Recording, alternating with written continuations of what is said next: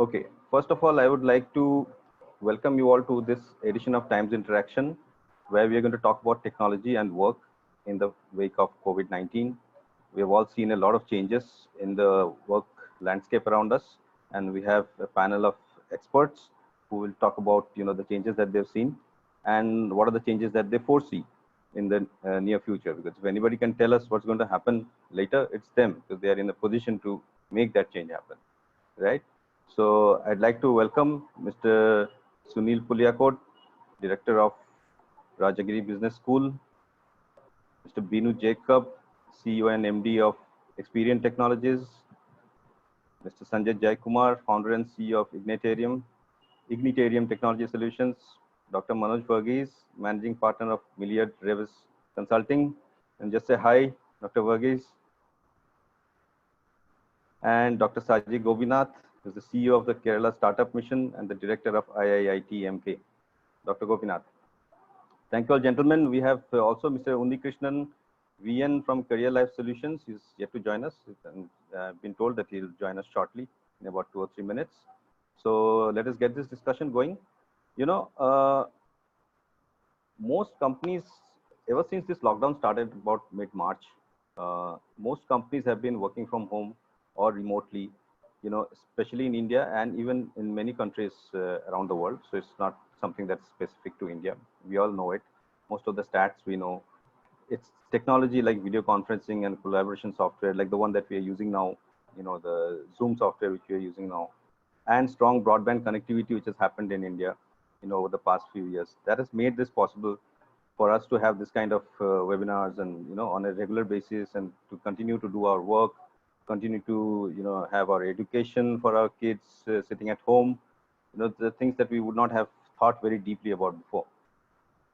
So, despite all the challenges, and there are multiple challenges, not only on the business front, but on other fronts, let me not get into that, it will get very long.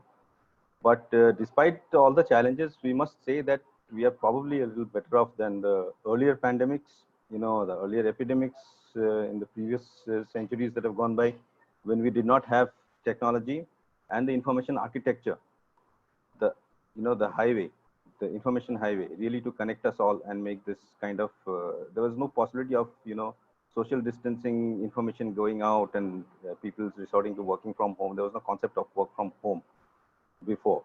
It's only possible now. And the good thing to note is that, I once had a discussion where we had HR heads, and there was one CTO in the midst of 10 HR heads, and there turned out to be a massive fight because the CTO did not agree with the HR heads, and the HR heads did not agree with him, and they were like at each other's throats. But the difference now is that HR heads and IT heads seem to love each other, right?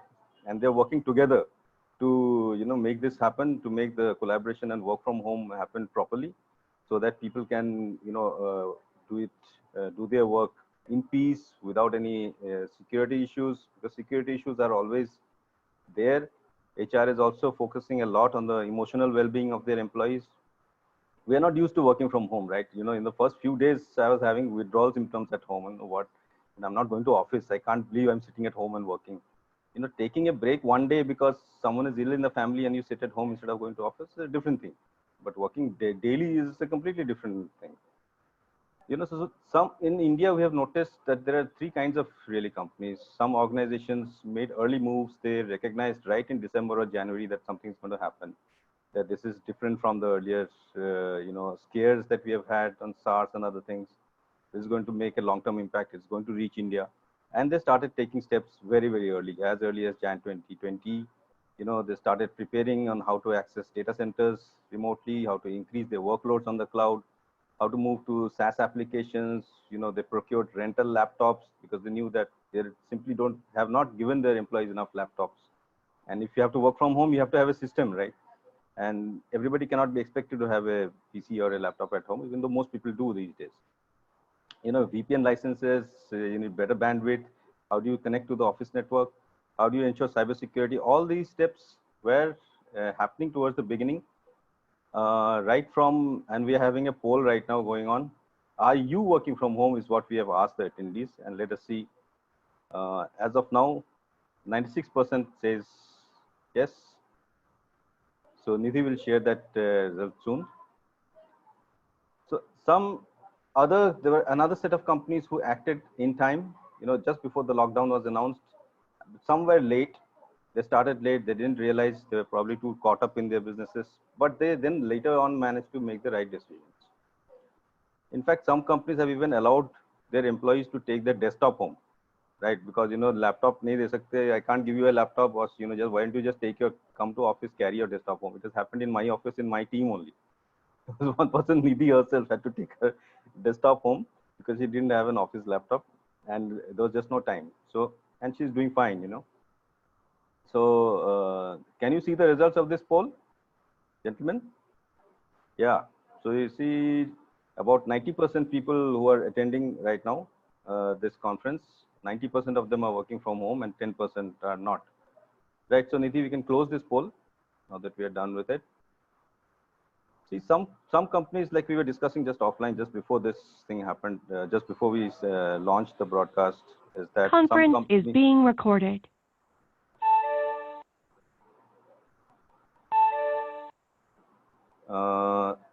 Some companies globally and in India are planning to make work from home permanent, right? We have heard reports of Facebook, Twitter saying that they're planning to make work from home permanent. Some in India, like TCS announced 2 days ago that by 2025, only 25% of their workforce will be coming to office. Rest will be working from home. So there are major changes that we are, seeing around us. There have been some surveys going around, and strangely, they're saying that one survey says that majority of the people surveyed said they're happier when they're working from home. I don't know if that is a politically correct answer or not, but they're supposed to be anonymous surveys, so it's supposed to be okay, right? And they're more productive working from home, which I'm sure all of us can vouch for, because definitely we are working far more when we are working from home than when you are in office and you have the water cooler conversations and you take a coffee break and you go and meet your closest friend. Mr. Unikrishnan, hello, yes, welcome. Welcome, thank you. How are you? Fine. Good. Thank you. I am just giving my opening speech, so we will start the discussion very soon. Okay. Yes. So, and then some employees said that if they are working from home, they are more productive, they are more likely to work full time, they will probably have a higher income, and they will probably be employed in industries where there is higher job satisfaction. That sounds a little utopian to me, but I don't know. These are the results of a survey. Maybe the 90% people who said they're working from home, in our opening poll here, they might be able to think about that a little bit. So now, with that context, all these things that are happening have big lessons for us in the future. They're going to change fundamentally a lot of things. Now, see, pandemics, no matter, now we are living in the middle of the center of a pandemic, so we think, the normal world, the pre-COVID normal world seems like ages away, centuries away when you think of it, even though it was just 2 months back, right? And somehow we cannot psychologically imagine that we will ever get back to that kind of normalcy. But the world, time goes on, and at some point we will definitely come back to that. But when we do, are our work practices going to change? Are our technologies going to change? Is there going to be a long-term impact of how we are working today on how we will work when normal becomes normal again? And what are the changes that we might see? These are the things that we will discuss today with the panel. So but first of all, I would invite the panelists to tell us that when the lockdown happened, what did you do, right? Remote working has become the default mode. So in very short, in brief, please tell us how your workplace experience was since the lockdown. So let's start with Mr. Jacob, Mr. Binu Jacob of Experian. 2 minutes each person, then we'll move to the next question.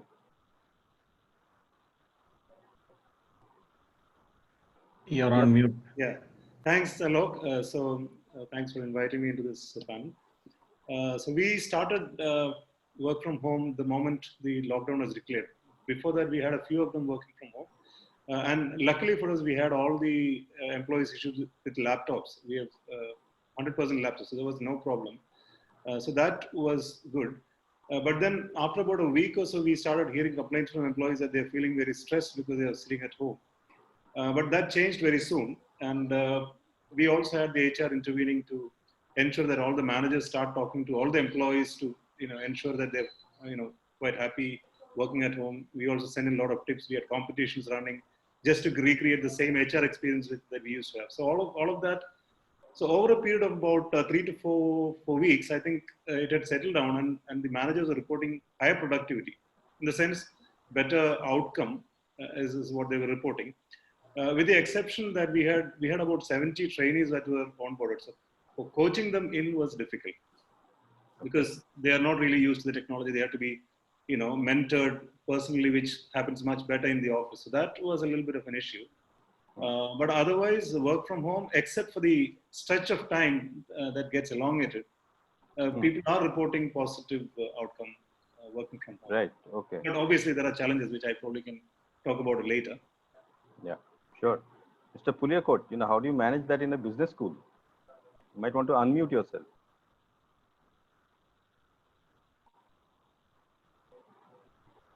You're still on mute. To unmute.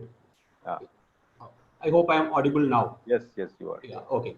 So the lockdown hit us a little earlier than the rest of the world because we were asked to close our hostels and send the students home a week or 10 days before the real lockdown was announced by the central government. So we were without students well ahead of the lockdown itself. And also we were in the middle of our semesters and trimesters where the academic process was full-fledged going ahead. Now, what do? We can't afford to have a break there because if we break and we don't know when the students are going to come back, we have a huge challenge there. If we wait and watch, probably we will lose whatever we have been doing till that point of time. So what we simply did was we just ported our classroom interaction online. Okay. And the most satisfying part of it is it went on quite smoothly. Okay. And the biggest challenge that we faced was in terms of technological issues, in terms of connectivity issues to be specific. When the classes were on, there were cases when the students were not able to continue listening to that seamlessly, and there were voices getting blurred and minor issues like that. So from that point of view, what we feel is that, with increased technological investments, especially in the internet backbone, maybe in the form of the government stimulus which they are planning, that problem can be solved. Right. The next issue is people working from home and the academic content. When it comes to working from home, a kind of a initial inquiry or a dipstick survey tells us that it's a kind of a mixed feeling because we are all traditional teachers, quite used to the classroom way of teaching for the last 20, 30 years, many of us. So an overnight change into a complete online method wasn't something which was very pleasant for many of them. So they were finding challenges in terms of designing the content for delivery, getting the student engagement, and Right. also these technical issues. So they found it a little difficult. And the student side, one major advantage they got to us that whatever we were delivering in the class, they could see the whole thing in the form of a recording later also. Later. That kind of increased their accessibility to the same lectures, which was earlier existing only momentarily in their minds. Right. So there was good feedback from that.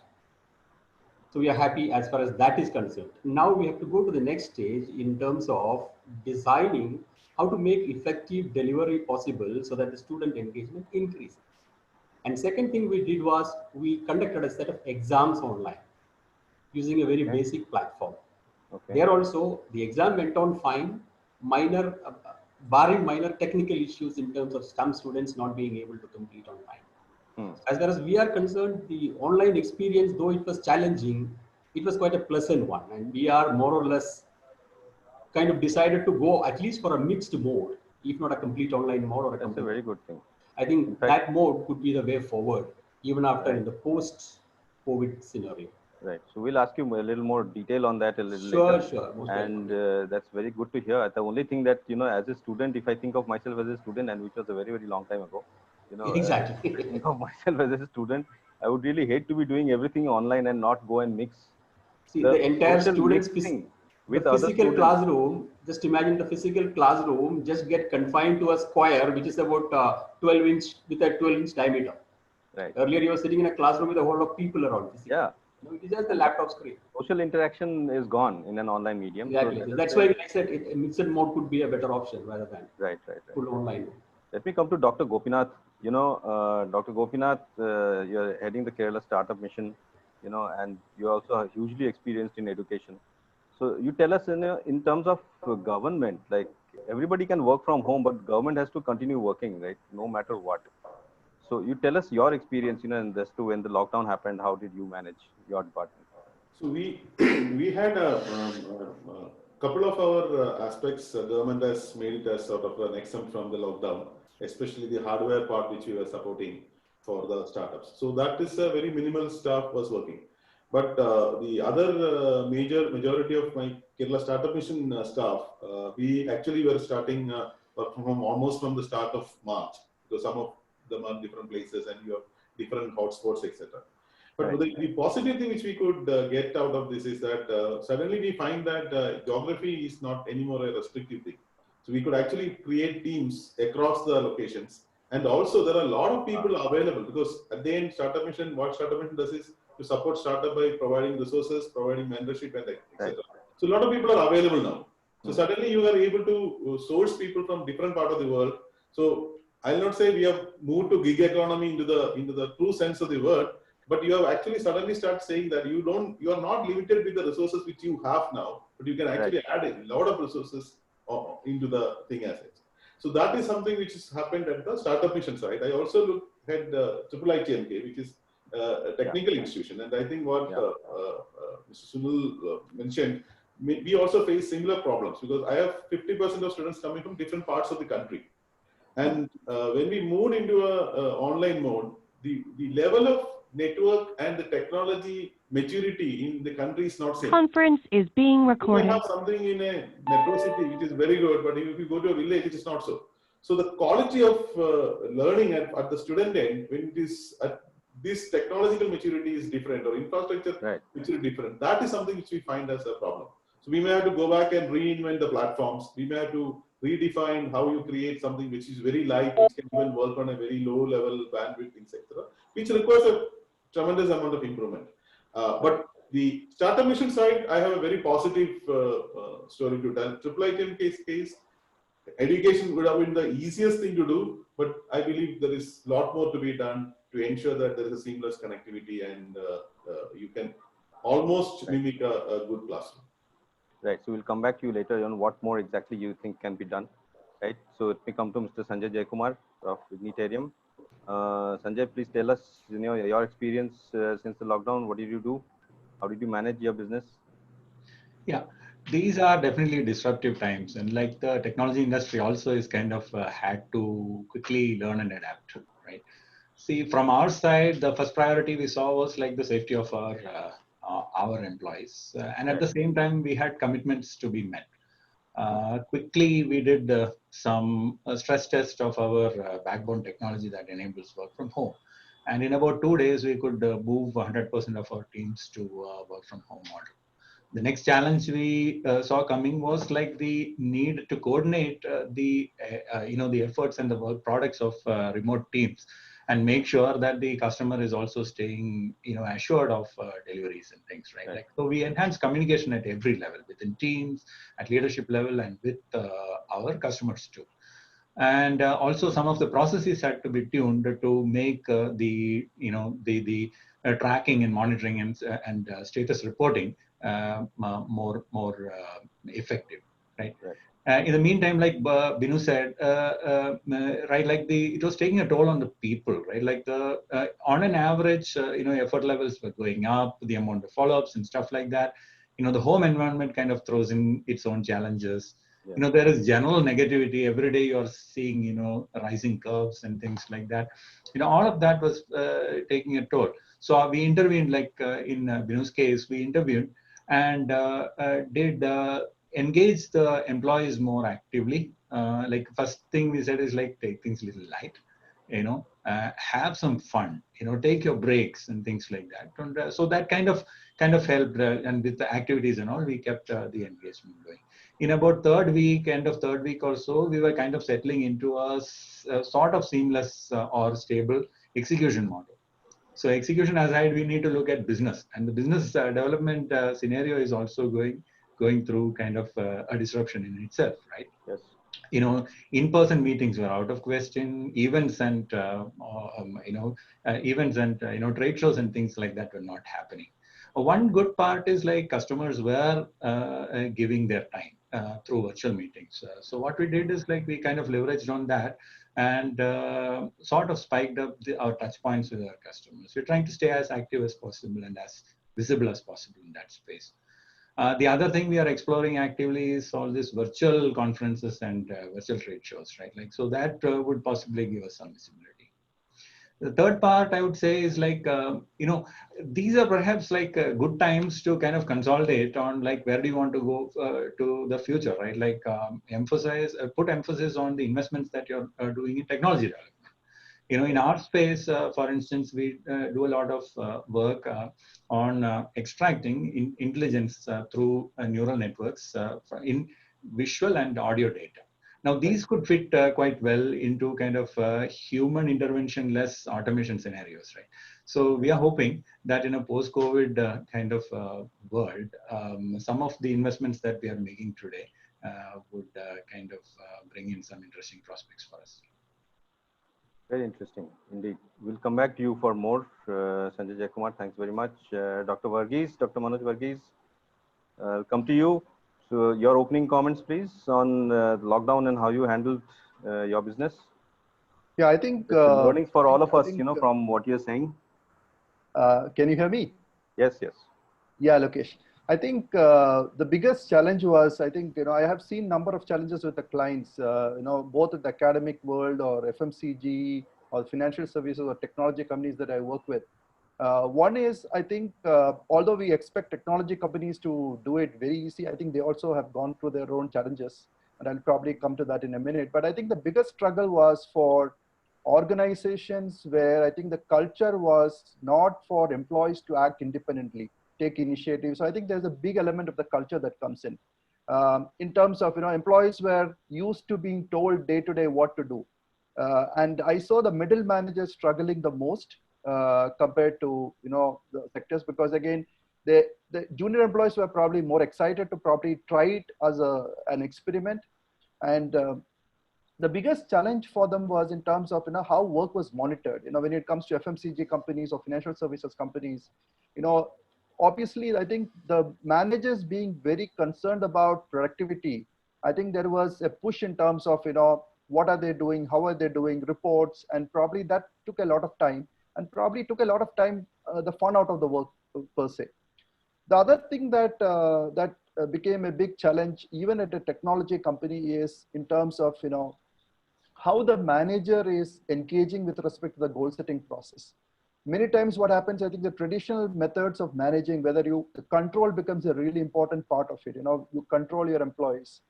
I think they had to shift from the control aspect to inspiring and motivating employees, which was not an easy shift for many people, even in the technology businesses. What it meant is there was an initial struggle, there was a pushback. I think everybody would like to say that work from home was a great experience, but I think I'm seeing cracks slowly evolving. And I think these cracks are primarily because of the fact that we need to have a serious thing in terms of how our work is designed, how the goals are set.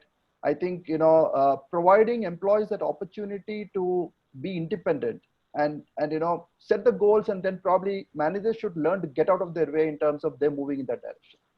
Another big challenge that I saw is that I worked with a few companies who are doing onboarding, virtual onboarding. I think unfortunately what happens with our education system is also that we do not prepare them with the skills required, and companies hire people based on the aptitude to learn, and they're virtually onboarded. They come in, they don't know anybody to look up to, or the learning curves really is very small. I think when employees join an organization, the learning curve has to be very steep, and then only they are becoming productive. So I think newer employees, very younger employees who are starting up their career is at a disadvantage because they miss the mentorship and probably the interactions that happen at the workplace. That's a very, very important point. In fact, and we have educators right here in this panel. The fact is that our education system, for some reason or the other, does not totally prepare somebody for industry, right? So when somebody joins industry, they still need to undergo a huge amount of training. But that also, I think, partly depends on, each company has different business practices, different processes. So anyway, you'll have to learn them, but not the fundamentals of how you manage your teams and all. But you're right, the mentorship, being there with your senior, accompanying the senior when you're going for a business meeting, just to, sort of be like an apprentice. Those are things, those are sort of intangible things, benefits that are there when you go to office. And yeah, cracks are beginning to show, no doubt. In fact, in my own team, somebody, when I asked, are you okay with permanent work from home? She said, no way. Permanent work from home, no way. I want to come to office. I started missing office myself after 15 days of lockdown, but now I've become sort of resigned to my fate, and there's nothing to be done. So anyway, so we'll carry on. We'll have more discussions around this. Mr. Unikrishnan, I'll come to you, and Shireen, I will request your help. On his opening thoughts in terms of how he managed business when the lockdown happened. Mr. Okay, good morning. Yes, good morning, all. Good morning, sir. Sir, the question, Manslaya. First question. Manslaya. Okay. Career Life Solutions Private Limited ഒരു startup കമ്പനിയാണ്. ഞങ്ങളുടെ പ്രധാനപ്പെട്ട മേഖല employerlive.com എന്ന് പറയുന്ന job portal. COVID-19 എല്ലാ മേഖലയും തകിടം മറിച്ചു. ഒപ്പം മനുഷ്യന്റെ ജീവിത രീതി മൊത്തത്തിലാണ് മാറി മറിഞ്ഞത്. ഈ അവസരത്തിൽ ഞങ്ങൾ ഫേസ് ചെയ്തതും employerlive.com വലിയൊരു പ്രതിസന്ധി ഘട്ടമാണ് നേരിട്ടുകൊണ്ടിരിക്കുന്നത്. എങ്കിലും പുതിയൊരു IT മേഖല നമുക്ക് മുന്നിൽ തുറന്നു തന്നു. Translate. Career Life Solutions Private Limited, based in Palakkad, is a startup company with a main focus on job portal called employerwire.com. And like everyone else in every sector, COVID-19 has affected all the industries, including our own lifestyle. And according to him, one of the worst areas by the pandemic is sector where millions of people have already lost their jobs. Which sector? Sorry, Sherin, we missed that. Your voice. The employment sector, the employees who have lost their jobs overnight. And secondly, the small scale industries and the startup companies. But he is positive that COVID has opened up a world of opportunities in the IT sector. All right. Thank you, Mr. Unikrishnan. Thank you, Shireen. So thank you, everybody, for your opening comments. And like we discussed just before we went live, that we should keep this a very engaging kind of discussion. And, you should talk to each other more than you talk to me. But still, I have some specific questions. And then when I ask the specific questions, I would request the others also to think about that question. If you have something to add, please do add, because it makes for a more engaging discussion. I have 2 more polls to go for the audience. So audience members, you also be on your toes. So I'll ask you the next question immediately after this. And I'm sure you will like that question very much. It will give us a good pointer to the next question that follows. So I'll come to Dr. Gopinath, come back to Dr. Gopinath. And basically, Dr. Gopinath, you are the head of the startups mission. And like Mr. Unikrishnan was saying, startups, small businesses, they have been among the hardest hit. We are reading news every day of startups, large startups letting go of people in large numbers, that they're simply not able to manage the business with that sort of people. So they're retrenching, they're huge pay cuts and a lot of trouble, right? So, can you tell us a little bit about how you and your organization helped startups during this difficult time in Kerala? And what kind of lessons have you learned which will help you make better policies for them in the future? And all of you are, welcome to join Mr. Gopinath in this discussion. Yeah, I think I'll answer the question, but I just want to add to what Dr. Manoj mentioned. And I think it's a very important point to look at people from an X and Y category, like people who have to be self-monitored and people who have to be monitored.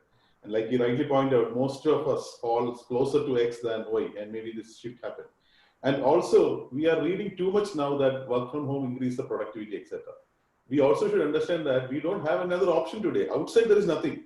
The moment movie halls open, the moment entertainment's open, many other things open, Whether we will still get the same level of productivity is something which we need to think about. So again, that's a side point.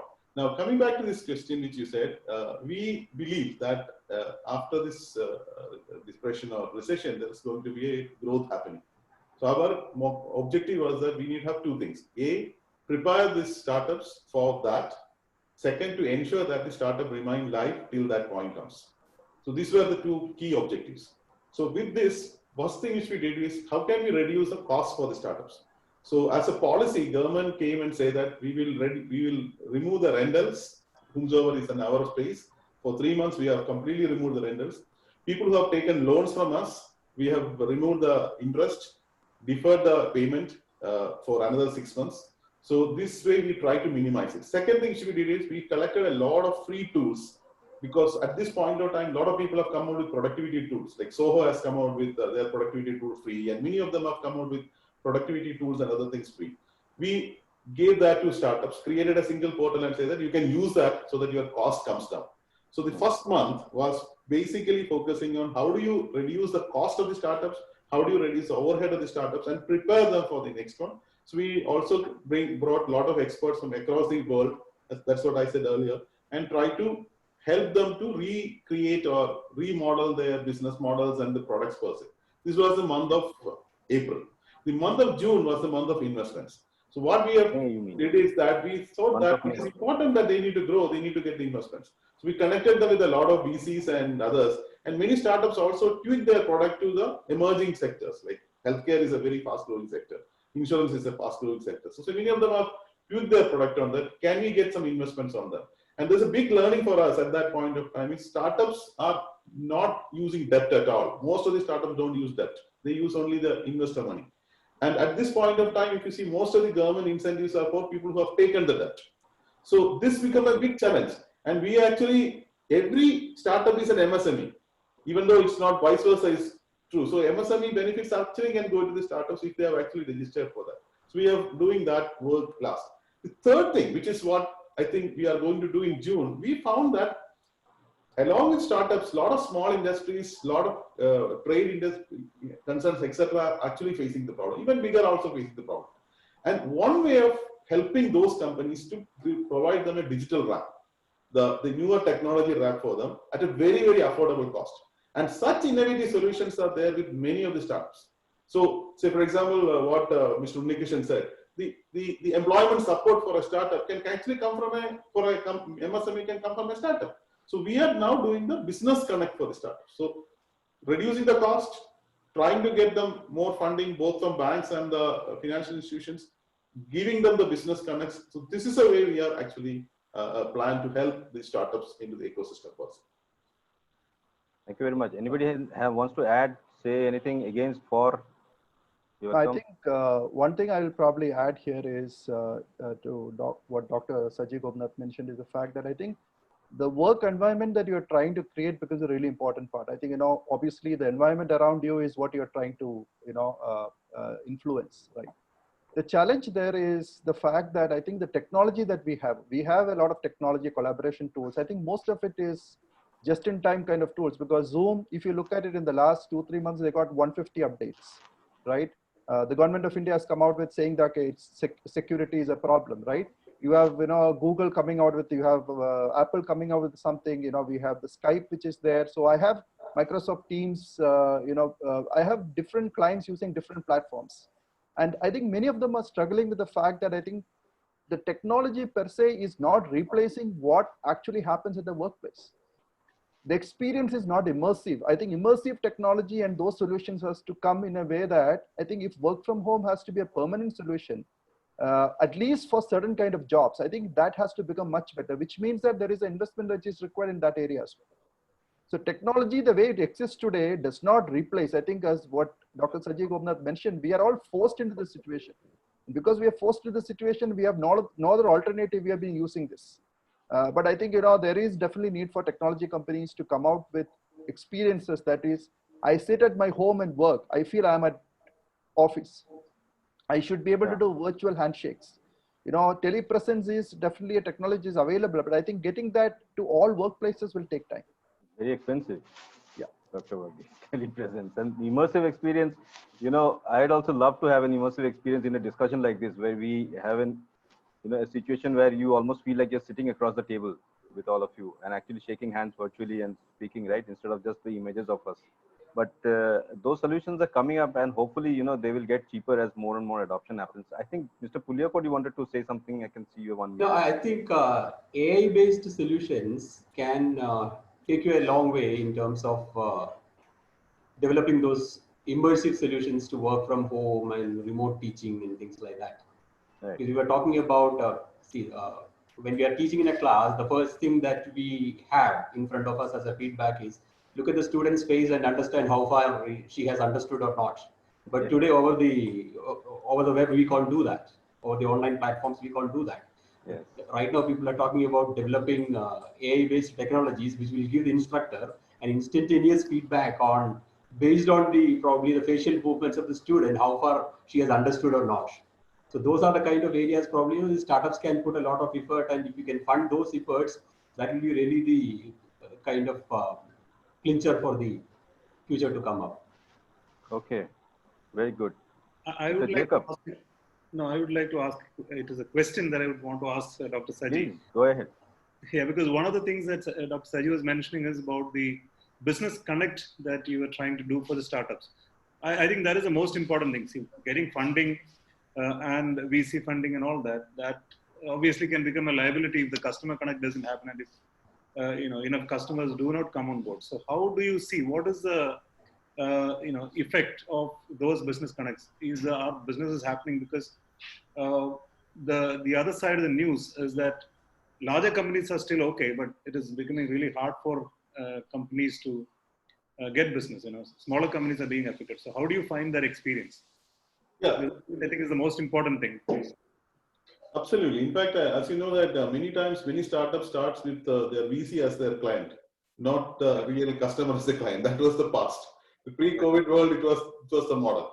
Now you don't have that. You really have to create some good value proposition for the customer. So what we have done is we actually started speaking to the industry associations, Chamber of Commerce, etc., and say that your members are actually having a problem currently, and they are also suffering. The one way of helping them is to reduce their cost. So rather than only looking at the top line, how do we actually create solutions which can address that? So we have now many of the chambers of commerce and industry associations are actually coming together. In fact, when we are saying this 2 days tomorrow, actually, we are actually having a platform where we are discussing on that and bringing those use cases from them and see how startups can develop or tweak their solutions to address these issues. So basically, you support the local industry itself is something which we are trying to attempt. And the end of June, we are dedicating for this. Right. Yeah. I think those platforms will be definitely useful because I remember myself as a startup, about 15 years back, we were trying to go to every networking forum, and then convincing that we have the right, ammunition with us to actually support them was the most difficult thing. And especially in this current situation where there's a lockdown, how far we can get there is the question with all these tools and virtual platforms to be able to connect. So if that is being done, I think that's the most effective thing that you can do during these lockdown phase to enable these companies. Okay, we have launched the. Sorry, Mr. Jacob, please. Unless otherwise, you can get there it is. Fund a product development. No. Can you see the results of this poll? Yeah, fabulous results. Everybody has participated, all our attendees, and this is the result. Most people don't want permanent work from home. Quite obvious. I have a point here. I believe that what we require is workplaces closer to home. So exactly. you get almost all, it's like a kitchen spaces of companies. So for example, like Experian will have 20 workplaces across Kerala, for example. So in the same space, maybe the Microsoft person also will be there. So you are basically creating a very different model where you don't work from home, but you work very closely from home. Maybe taking 2 seats, 3 seats, etc. With all the beauty of currently what is working, but your co-employees may not necessarily from same company. Like those IIM campuses. Yeah, exactly. Beautiful campuses. No, we have resorts. We have many of those places can be converted. Yeah, I think one thing I'll probably bring notice, which came to my mind right now is the fact that, the physical space is a very important part. I was surprised, although I was somebody who said that there are cracks already emerging in the model. I was surprised to see so many percentage of people saying they don't support long term. But I think when you ask a millennial, they would want to work from anywhere. I think that's the aspiration. That flexibility is what the new employees want. So I think we have to move in that direction. But I think the biggest challenge is now it is very difficult for us to differentiate between when work starts, because we are home. So, our life and work are so intertwined. ILO says 8 hours of work, 8 hours of leisure, and 8 hours of rest, right? So we need to probably get into a very systematic model. I think, you log in at a certain time, you log out at a certain time. But work from home doesn't mean that you work 16 hours, 18 hours a day, which is very stressful on one side. The second thing is a mother, when she's at work, she knows that things at the house front is taken care of. Now a mother is working from home, her child is in the next room, she continues to be a mother, her mind is preoccupied with what's happening in the next room. So, you are not able to focus on work per se. You probably have to live different lives, which is true. You probably, we all live in, we don't live in spaces where, each one of us a room for ourselves and we have an office at home. That means the neighbors are coming in, the postman is coming, somebody else is walking in, you have visitors coming in. That means that, work from home is obviously a distraction for everybody. So I think getting to having solutions that probably take some of these distractions away and making sure that we have the right tools for people to be productive, I think that is the way to go. And then I hope that at least 1/3 of the people would probably start working from home, and certain jobs may be a larger number, because I think the future of work, the way I see it, is that people would want that flexibility. The situation I'll demanded come to that. Sanjay Jaikumar. In fact, Sanjay and Binu Jacob, this is a very, very interesting poll, right? When most people don't want permanent work from home, which is actually quite the reverse of what many companies are planning. So what were you planning? Were you planning a greater proportion of workforce working from home? What are you thinking on this? Yeah, actually, we are not. I'm not too surprised, because, work from home being offered as a flexibility option versus work from home on a permanent basis, it's a completely different, proposition, I would think. Say, Right. for example, the aspects that were brought in by Manoj are very relevant, right? See, ergonomic workspace itself, already in just 2.5 months or so, we are facing that issue with some of our employees. So, okay, for now we are shipping some chairs from ergonomic chairs from our offices to their homes. But then on a permanent basis, we have to think about these sort of things. I'm also thinking there could be legal aspects, legal compliance aspects that need to be addressed when you are actually moving home as the permanent work location and things like that. So I think we need to stay guarded on this. Yeah, there are companies that are actually moving for permanent work from home and things like that. As for our side, what we would think is a solution should in this space should make sense for our customers first of all, and for our teams. Okay, so we will continue evaluating and we'll come up with the right strategies. In terms of an overall general this one, however, this pandemic is an awakening of sorts, I would say. The business continuity planning itself has taken a whole new paradigm. Okay. The 0-hour preparedness takes, we need. I think we all need to be even more prepared for in scenarios of this fashion. To that extent, I would think, some scale, this work from home sort of model in some scale will continue. Right. In fact, and very good points. I'm really beginning to enjoy this panel discussion. Manoj. In fact, right now I'm doing this panel discussion. You can't see anything behind me because I'm using a virtual background, but I'm sitting at my dining table at home. I don't have a separate study, right? And I can see my wife; she's cooking, and I'm sitting here and discussing with you all. I'm getting the flavors of her spices and all right now. But you can say positives and negatives of work from home. So these are there, but Manoj, you wanted to say something, but before that, I'll just, I had already asked Mr. Jacob to comment on the permanent work from home thing. I'll come to you, Manoj, immediately after he finishes. Right. So I think about the permanent work from home, what we did was we asked, in fact, all our managers to come back and tell us as to how they would want to manage, because we have two offices in Trivandrum Technopark and one in Cochin. So in fact, we told the Trivandrum managers, why don't you look at just operating one office, and then have a booking scheme where you have people who want to actually come on a day where they probably have a meeting to book their seats in advance, and let it be any seats, not their existing place where they are currently. Interestingly, we were looking at opening it on the 1st of June, and Trivandrum, we just got, in all of the 600 employees, we only had about 11 of them opting to come back to office. So that's quite different from the, survey results that you got. Probably that is also because of the current situation, the numbers are rising. So people want to actually guard their families. They have old people at home. So potentially that may be the reason. But coming back to the actual question of whether we have a plan for permanent work from home, we are contemplating at least, is there an option to reduce the cost of operations? Now, the only thing is matured employees who actually can manage work might be okay to do that. But like Dr. Manoj was saying, it's about the control. It is not just about the control. It is also about the outcome.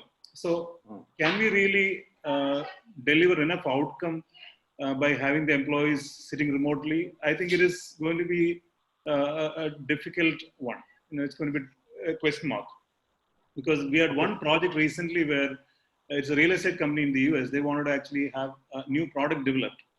We said all of it can, because of the positive feedback from all the managers, we thought it would be great. But we have actually switched back to office to do the workshop on requirement session to be able to understand the product and define the product spec. So there is a certain element of, there are certain phases, certain levels of employment where office and collaborative, sitting together and working also makes sense. So permanent may not be there, but we might have a hybrid option where mature employees could actually opt to work from home and then come back to work, come back to office to collaborate and work. So the hybrid option is what probably we would do in the long term, looking at the real estate costs and also efficiency, because you travel 2 hours. The hybrid option was mentioned before also in the course of this panel. And when you're talking about 25%, for TCS working from home, that's also somewhat a hybrid model, though very heavily skewed in favor of the working remotely thing. Dr. Varghese, you wanted to say something for this? Yeah, I think Binu just kind of emphasized that point. I worked with Google for 6 years and Facebook for 4 years, and I think when I spoke with some of my ex team members, one thing I understand is that yes, work from home is being looked at an option, but it's not for every employee. Like Binu mentioned, I think the maturity of the employee, the tenure of the employee, the ability of the employee to contribute certain roles are probably what they're looking at. So it's not going to be everybody going to work from home, right? There are definitely going to be roles that needs to be at place, and definitely employees who need training, employees who need mentoring, employees who have to be integrated with the system. I think every company will go through a certain process. A certain kind of, they would probably have a minimum performance criteria also to allow an employee to work from home. I think there is that element of trust that has to be there between the employer and the employee. And once that trust is there, that this person is going to deliver, this person is going to meet the goals.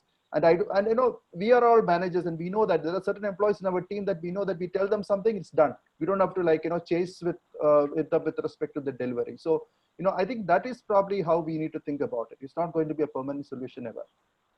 Dr. Manoj, I think it's also going to be outcome-based approach. See, compensation models will also have to shift to a situation where employees, at least the managers, are tied to their outcome. Absolutely. For the work they do. I mean, it doesn't matter whether they sit at home or they sit in the office, but can you, like, for example, if you're working for a customer and if the customer says, my cost of operations is X and I would want to bring it to 0.7X or things like that, can you take the guaranteed outcome as your mandate to do the project? And if people can deliver to that, and the compensations will also slowly get adjusted to that if the situation continues, if more of work from home is going to happen. And that's where it's going to be the Absolutely. Also a danger for the company itself to allow employees working from home permanently, because over the period, company become irrelevant and customer will directly start interacting with the employees. That's basically where the true gig is going to come. Because we have today tools where customer can directly measure an employee's capability. Then you are not employee anymore, you become an employer sort of a thing. That trend may set in. So you will see destruction of conventional company organizational structure itself if you are going to do it. The customer will ask, why should I go through an organization? Why don't I go directly and give the work to the person who is doing the work, especially in the service sector?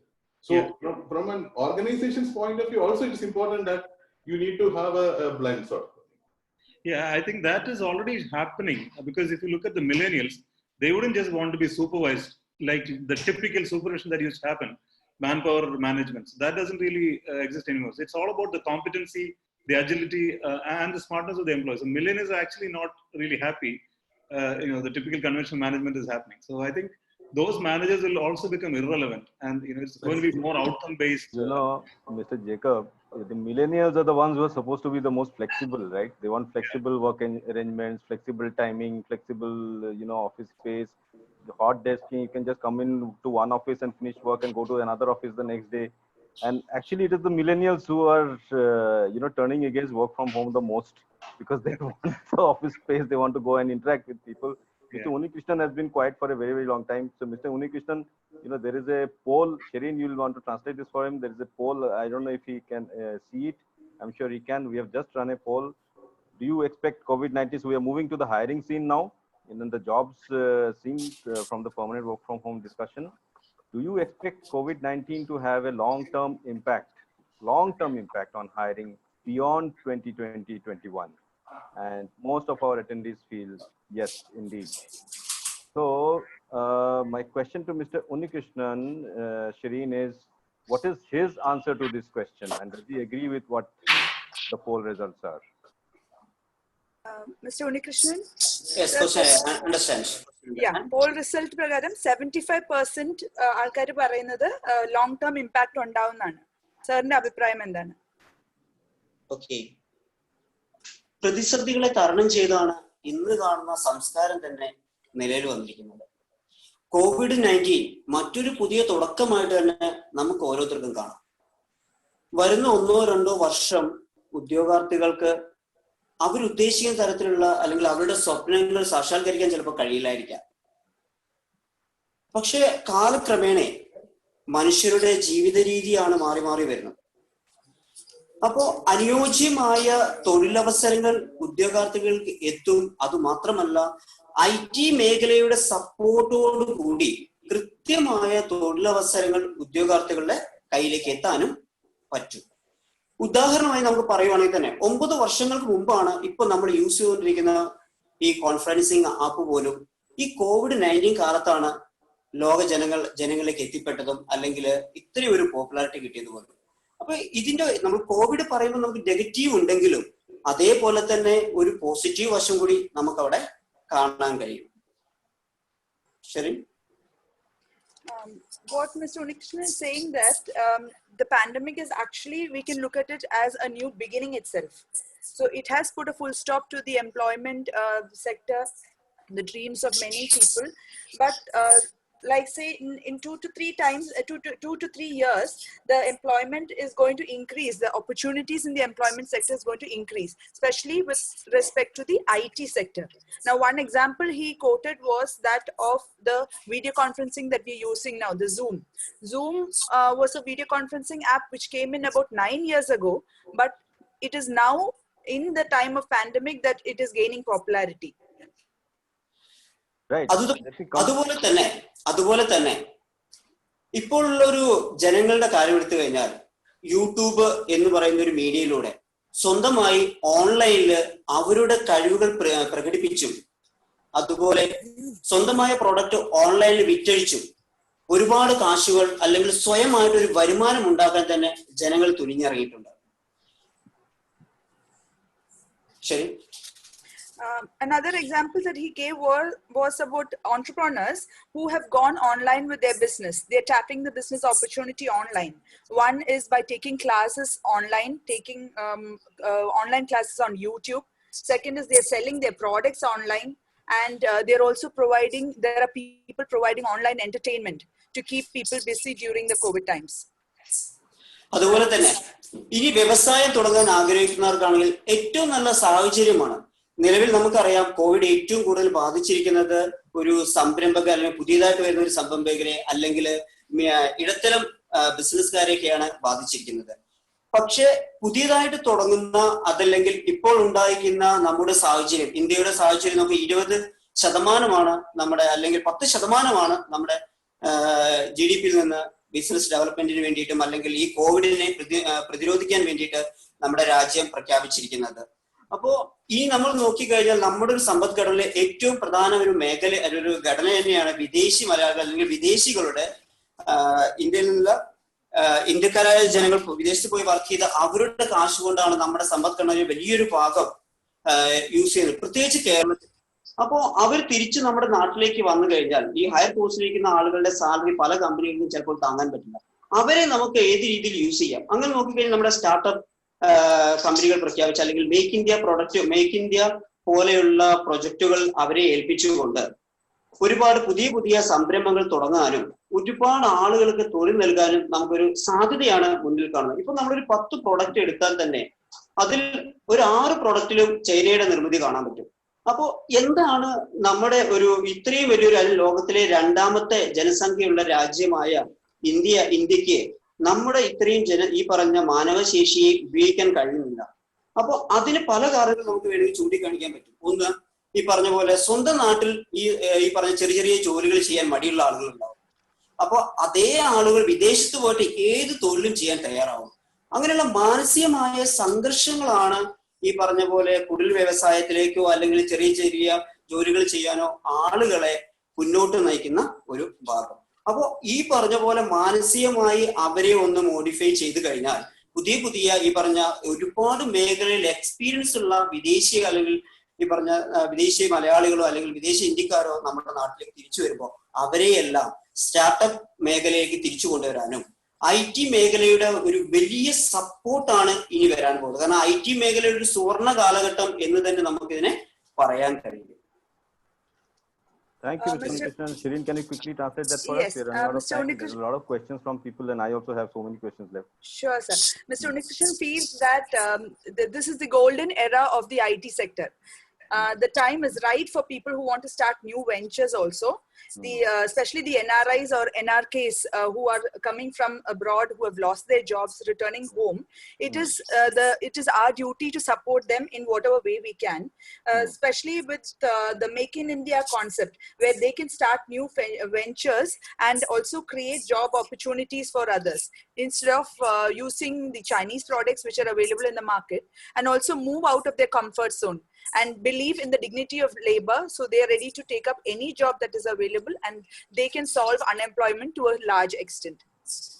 All right. Thank you, Shirin. Thank you, Mr. Unnikrishnan. This thing of long-term impact of jobs, this impacts everybody here today. And perhaps a lot of people will move away from the job scenario and into a startup kind of mode and see that let me try and do something, myself if I'm not able to get a job. But I'd like to ask, both from a business school perspective and from an IT services perspective and IT industry perspective, not services only, because IT industry has been one of the biggest, hiring machines in India for the past several years now. Do you agree with this poll in the sense that the impact of COVID-19 on hiring is going to be seen beyond 2020-21? We are already seeing the impact now, so there is no point in asking that question. But what about long term? Beyond 2020-21, after that, Mr. Jaykumar and Mr. Jacob, and I'll come to Mr. Pulyakot and Dr. Gopinath after that. Sorry, Binu, can I go? Yeah, please. Sorry. Like you mentioned, there is a short-term blip for sure. Companies are tightening spend and stuff like that, and recruitment is slowing down. In short term, we believe that these temporary workforce deployment will possibly see an increase. Right? One interesting side thing what we are seeing with this work from home scenario is the location of talent is not becoming all that relevant. And as an example, in our case, we had a few strategic recruitments in these times from cities where we are not represented. Right? So those sort of options are opening up. Now, for organizations to completely close down, recruitment efforts will be pretty imprudent. They actually should be continuing strategic hiring and on-time hiring. Another thing, and everybody wants to believe, or everybody believes that, there is going to be an uptick sometime, right? Keep your efforts active to keep an active pipeline of available talent, so that whenever the uptick comes, so we should be in a position to kind of take that and move on. From one more point, I would say quickly, campus recruitment standpoint, will see a blip this year, but then the new college grads who are coming out this year, please don't feel disheartened. The post-pandemic world will require a lot of technology innovations, and there is perhaps an opportunity for you to kind of upskill in those areas, and be prepared for the next waves to kind of set in. Absolutely. Jacob? Yeah. Thanks, and I agree with Mr. Sanjay. If you look at, let's say, the last 15 years, we had seen two Great Depressions or recessions, and I think IT industry has, gained strength. There was a short-term dip, but both times it has actually come back stronger to be whatever, like the $200 billion industry that India is actually it is today. So I think. Even now, there could be recruitments, because IT is actually throwing open a lot of opportunities. Because I can see that while the smaller companies are being affected because of the inability to market, but if you look at the short-term difficulties with all these sectors like oil and gas, travel, hospitality, tourism, there are other areas where there are opportunities. If we can actually go behind the opportunities, there will be need to still do lateral hirings. The campus recruitment might probably be a little delayed for the current year, but I think it will bounce back, because I would think, let's say, a year down the line, things should get back to the normalcy. But the ways of working could be different.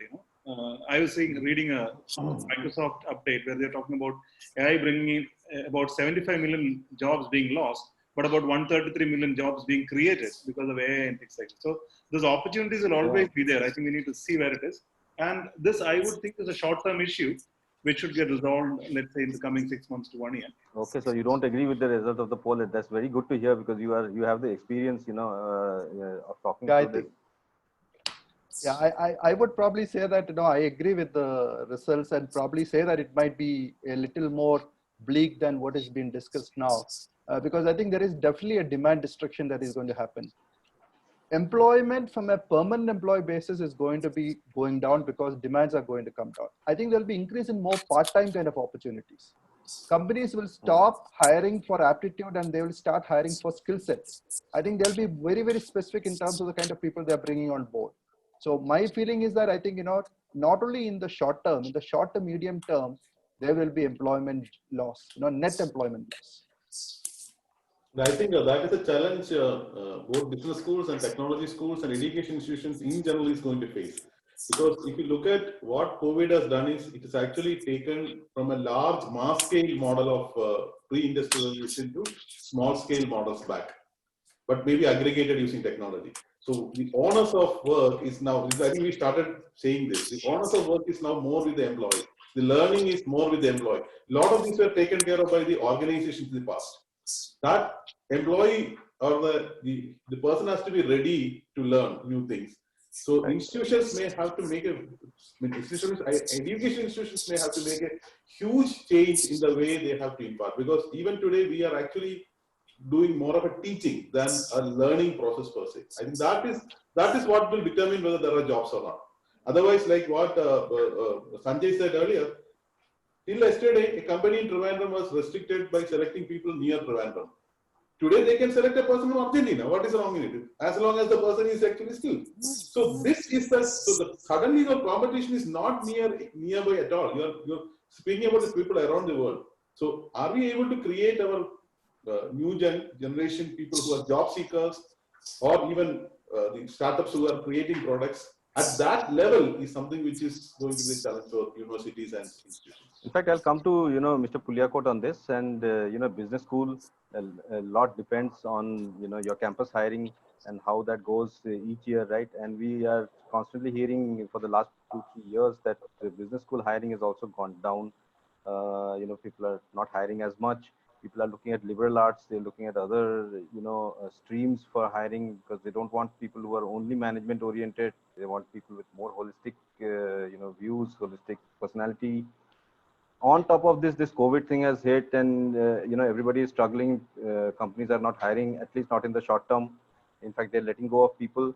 What do you make of this? As the director of top business school, what is your view on how you expect the campus hiring scene to be this year? And do you agree with this poll of the long-term impact on hiring?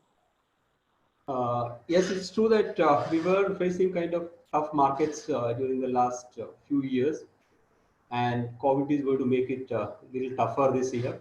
Definitely, there's going to be a slowdown on hiring, as all the other panelists were referring before.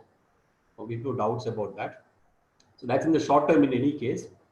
And after all this, this too shall pass at some point of time, and people are going to come back to normal. And at that point of time, hiring is going to pick up later on. But then short-term blip on hiring is a reality which we are facing. So as of now, what solutions do we have? Frankly, we do not have anything right now. We need to work out. We need to figure out in the coming 4, 5, 6 months to tackle this situation in the short term. Now, in the medium term, maybe another 2 to 3 years, we're looking at it. That depends on how long this pandemic is going to stay with us. If it is blowing off fast, yes, we'll be back to normal faster. But then if it is going to stay with us for longer, probably we'll be prepared for that. So whatever experience we gain this year, that will definitely guide us to survive in the medium term also. And thirdly, if you look at the long term, the major factor which is going to play out there is how far this pandemic is going to catalyze the move towards a gig economy. As Dr. Gopinath was mentioning earlier, if it's actually making that change faster, then we need to reorient ourselves. Reorient in the sense that we'll have to look at making more entrepreneurs out of our students rather than employees. Because Right. in those days, there'll be more of small and medium enterprises coming up. So what we need to teach them at that point of time is how to pick up threats from the market, how to learn trends, and how to figure out where the next demand is going to come from and then address that, rather than looking for a monthly paid job. So that kind of orientation change is something which is very, very crucial for all management institutes, all business schools, if they want to be successful in the long term. But opportunities are there either in terms of employment or in terms of entrepreneurship. That is going to be constant. That's not going to go away. Only thing is there could be some structural changes. From employment, you'll have to look at entrepreneurship. Yeah. And if that will happen, depending upon how far this COVID is going to disrupt the current structure of the industry, how far it is going to disrupt the large enterprises who are the big employers right now. Right. So let's wait and watch for that results. But before that, we need to be prepared. So these are the broad contours on which we would rather like to look at. That's all I have to in say. fact, this whole scenario is of, there's the known unknowns and the unknown unknowns. This is a completely unknown unknown. Exactly. And, we were talking about BCP, and really, business continuity planning has gone for a complete toss and hit out of the stadium, as it were. Where would you expect that even, all your redundancy and disaster recovery plans, your sites and everything, everybody is down. Right, even your backup sites are down, your data center sites, people are not able to go to work. I don't know how you people are managing. It's really a testament to your strength of character and the business sense that you're managing to still run your business in this kind of environment. Everything is down. Of course, things are now that the economy is beginning to slightly open up, and there have been reports that business activity is increasing. The number of e-way bills have gone up in May compared to April, even though the number is still 1/4 of what it was in January, but at least things are going up. But so are the COVID numbers, right? Even as the economy recovers and we start loosening up, the COVID numbers also keep rising. We've got a lot of questions from the audience. I know we have run out of time. I want to thank Dr. Sajeevan VP. He's been giving us not only questions, he has given us a lot of thoughts also. First of all, I'll just quickly go through what he has said. He said that, first of all, he agrees with Dr. Gopinath in saying that we must plan workstations at the panchayat level for those who are working from home. Proper preparation needs to be instilled in the new generation for work from home. virtual office and getting optimum productivity must be part of training and development, which is something that the schools need to take care of. There's one question which I would like to ask. In fact, Sanjay, you were talking about the fact that you can hire from anywhere because if you're working from home, the location is irrelevant. But the flip side is that location is irrelevant even for the person who is competing for that job. So, if there is a job opening in Mumbai, I'll sit here and I'll say, who's going to go to Mumbai? Yeah, I'll stay in Delhi. Mera pura, my whole setup is here. But if it's an open job where I can work from anywhere, then I'm competing with everybody, right? So unfortunately, this person, whoever asked this question, he has not identified himself. So the question is, what do you think the impact is when there are almost 1 million people competing for the same job and there is no restriction of location? How do we prepare ourselves? So Sanjay and then Manoj. See, if it opens up to that sort of a situation, like today also, the market is pretty open, right? Like people can move from one company to another company at any point in time. And in fact, like everybody is the master of their own destiny. So open markets work like that. So just the way, work, an opportunity situation opens up 1 million, competing scenarios. So you can also say that 1 million job opportunities also are opening up for people from any location. Like I'm hypothetically saying that, right? Like, so the right balance will be maintained. We are already seeing the positive side, so we are staying. From my standpoint, I think it is a good thing that this sort of scenario is. Okay, Manoj. Yeah, I think for a job seeker, I think upskilling becomes really important. I think organizations are going to hire for skills. So who has the highest skill to come and do the work and go? I think organizations are no longer going to invest in people for the long term. So I would say that yes, it's going to be a challenging market. So I think if you're a job seeker, I think continuing to upskill yourself is going to be the most important thing for you to stay relevant in the competition. Right. Mr. Unnikrishnan wants to get into this. Shireen, can you ask him? Yes. Just ask him this question. If there are so many people competing because the jobs are open and people can compete from anywhere, then how do they prepare? Sir, job location ഒരു പ്രശ്നമല്ലാത്തപ്പോൾ എങ്ങനെയാണ് ആൾക്കാർ prepare ചെയ്യാൻ for a job? ഇനിയുള്ളൊരു കാലഘട്ടത്ത് ഈ പറഞ്ഞ പോലെ തന്നെ ഏറ്റവും ഇമ്പോർട്ടന്റ് ആണ് വർക്ക് അറ്റ് ഹോം എന്ന് പറയുന്ന വലിയൊരു പാർട്ട് അവിടെ ക്രിയേറ്റ് ചെയ്യുന്നുണ്ട്. അപ്പൊ ലോകത്തിലെ എവിടെ ഇരുന്നും ഈ പറഞ്ഞ പോലെ ക്വാളിഫൈഡ് ആയിട്ടുള്ള ആളുകൾക്ക് ലോകത്തിലെ ഏത് കമ്പനിക്ക് വേണ്ടിയും വർക്ക് ചെയ്യാനുള്ള ഒരു അവസരം അവിടെ തുറന്നിടുന്നുണ്ട്. അവിടെ ഈ പറഞ്ഞ പോലെ പ്രശ്നം ഫേസ് ചെയ്യുന്നത് ഫ്രഷേഴ്സ് ആയിട്ടുള്ള അല്ലെങ്കിൽ എക്സ്പീരിയൻസ് ആയിട്ടുള്ള ഉദ്യോഗാർത്ഥികൾക്ക് മാത്രമാണ് അവിടെ ഒരു പ്രോബ്ലം ഫേസ് ചെയ്യുക. അപ്പൊ അതിന് പക്ഷെ ഇന്നത്തെ ഒരു കാലഘട്ടത്തിൽ നോക്കുവാണെങ്കിൽ അവർക്ക് ഒരു പഠന കാലഘട്ടത്തിൽ തന്നെ ഫോറിൻ കൾച്ചർ എന്ന രീതിയിൽ ഒരു പാർട്ട് ടൈം ജോബ്, അവർ ഏത് മേഖലയ്ക്ക് വേണ്ടിയാണോ പഠിക്കുന്നത് ആ മേഖലയ്ക്ക് വേണ്ടിയിട്ട് ഒരു ട്രെയിൻ ഈ പഠിക്കുന്ന ടൈം മുതൽ നമ്മൾ ലാസ്റ്റ് ചെയ്യുന്ന ഇന്റേൺഷിപ്പ് അല്ല ഉദ്ദേശിക്കുന്നത്, പകരം അവർ ചെയ്യുന്ന ഏത് മേഖലയ്ക്കാണോ അവർ പ്രിപ്പയർ ചെയ്യുന്നത് ആ മേഖലയുടെ വർക്ക് അവർ പഠിക്കുന്ന സമയത്തിന് ഓൺലൈനായിട്ട് മറ്റൊരു കമ്പനിക്ക് വേണ്ടി ചിലപ്പോൾ പേയ്മെന്റ് ഒന്നും കിട്ടില്ല, പക്ഷെ ഫ്രീ ആയിട്ട് തന്നെ ചെയ്ത് പഠിക്കുവാണെങ്കിൽ അവർക്ക് ആ എക്സ്പീരിയൻസ് കാര്യങ്ങൾ കിട്ടും.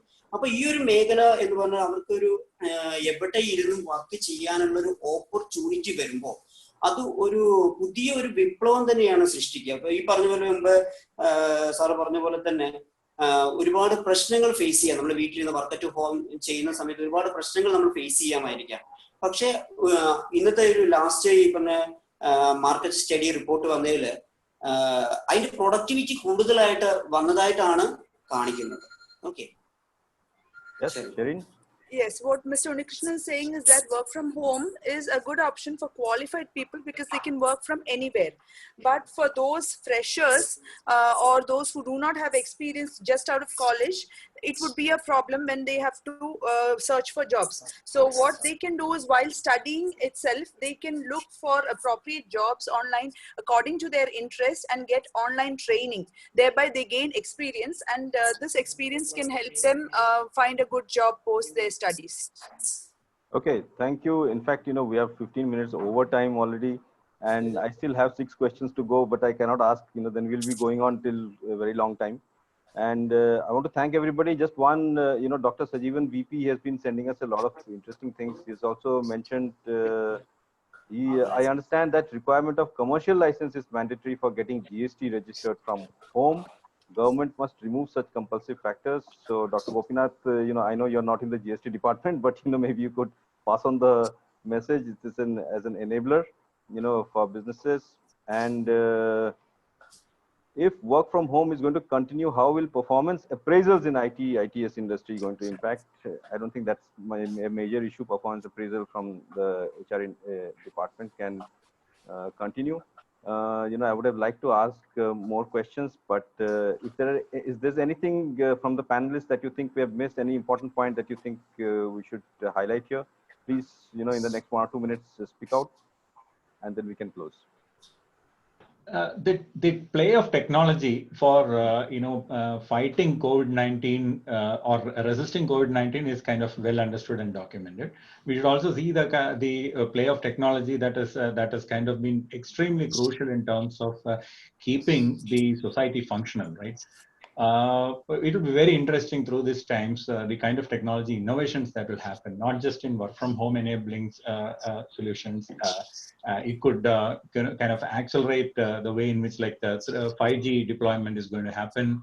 It could accelerate, various deep tech innovations, especially involving artificial intelligence, the AR, VR, and things like that. I think it will be an exciting time from that standpoint. The post-COVID world, anyway, in my mind, I think post-COVID world kind of opens up very interesting avenues for deep tech.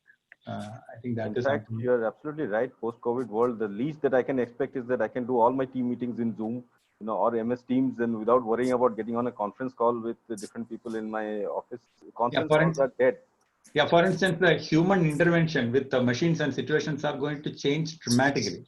Right. Voice, for instance, voice-assisted command and stuff like that will become kind of ever more prevalent than things like that. Anything that takes away human intervention, interaction with machines or situations will be great technologies to invest on. Yeah, absolutely right. Manoj, I think you want to say something? Yeah, I think the point that I would like to make is the fact that I think, I was reading in Economic Times recently, I think, Sri Shashi Tharoor, who is heading the IT committee on the parliamentary subcommittee, was not allowed to hold a virtual meeting for, so I think we should get into probably situations where, there are many countries, the parliament has started meeting virtually for making decisions. So I think we need to move in that direction. That's one point. Second thing that I would like to take is that we need to think about hybrid models also. The interactions and the collaboration that we are missing from work from home. I think maybe in the short term to medium term, we need to think about models where people work 2.5 days or 2 or 3 days at home and the rest of the days in office, which I think will probably help a lot of organizations in the social distancing, because now you can reduce the volume by 50%. So what I would think is that maybe 20-30% of the people can work from home. The rest of the people, you need to probably get into a hybrid model where there's a split. You work a couple of days in office, still a more stable model will evolve. Right. So Manoj, hybrid model we spoke about before, but I've had 3 or 4 questions, coming in terms of performance appraisal. So I want to ask you this, and I want to ask the others if you have any thoughts on how will you do performance appraisal of employees when they're working from home. How do you know that they're working at all? I think, we talked earlier, I think it has to be outcome based. I think, Sanjay and Binu were talking about it earlier. Goal setting has to be very clear, outcome based evaluation. Right. And I think that's probably the way to go, because many times what happens in a performance appraisal process, and then the other thing is we have to have more continuous evaluation rather than a once in a year kind of a thing. Right. I think that's a way to go in this kind of a scenario where people are working remotely. Yes, yeah, and I'd like to add there. So primarily, there were a lot of tools that are already in existence. People in the IT industry would know there are tools like Jira, which are collaborative tools primarily to assign work, monitor work, do all the documentation online. So these kind of tools will actually help improve the appraisal methodology. You can actually see what work is being assigned, how it's been completed. So all of those things are possible in the IT world, but I'm sure this is possible also in other sectors. Like Manoj was talking about the FMCG, where they are always behind controlling their executives. So, and tools will emerge. And for us in the IT, it was already a good thing that tools were already in existence. So moving to work from home was pretty easy, and it is quite seamless. So I think appraisal will take the same course in times to come. Dr. Gopinath, any closing comments from you? I'm just giving you the last, tweet. I have a slightly different take on this because I think we still think about the tools, techniques of the industrial era. And obviously it just got improved. But if you're thinking about a complete disruption, many of the things will actually become completely new. So you may actually evolve, because if you look at, before large companies came, the performance appraisal is not the way we do it today. So you may see, it's a crystal gazing, all of us do that, but it may see a very, very different paradigm shift itself can happen in this whole space.